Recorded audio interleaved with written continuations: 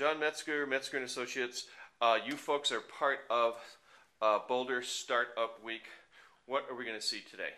We're going to talk about beginning tools for communications for startups. We'll just give people the ideas for getting their own stories together and how to package up their stories and deliver it. There's a ton of tools out there. Of course, in this world of social media and the web, there's just countless stuff that you can be on top of. We'll probably give everybody a little bit too much to think about, but at least give everybody a good overview and talk a little bit about how to set up your story, make yourself different, how do you justify it and package it up and that kind of a thing. So, what does Startup Boulder Week mean to you folks?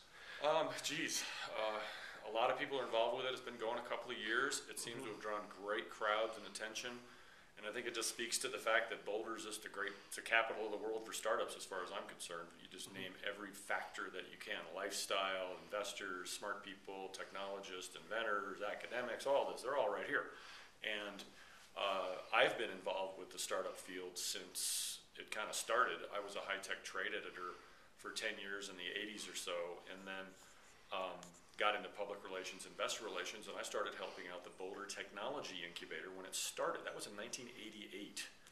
I mean, almost a quarter of a century ago. So we've blossomed into what we have today. It's just a great example of where we've come and where we've been, and I'm just happy to be part of it. And Metzger Associates is one of the first high-tech trade firms. We've always worked with startups and technology companies, so it's finally coming back around too. I think the startup industry and the entrepreneurs are starting to, kick back into action after kind of a 10-year hiatus. So, what is Metzger Associates? Can you tell us what you do exactly? Yeah, we started life as a kind of a traditional public relations agency, focused a little bit on investor relations. But back before it was cool, we were in high tech, business to business, and then we have since evolved into more of a marketing firm, a digital marketing firm.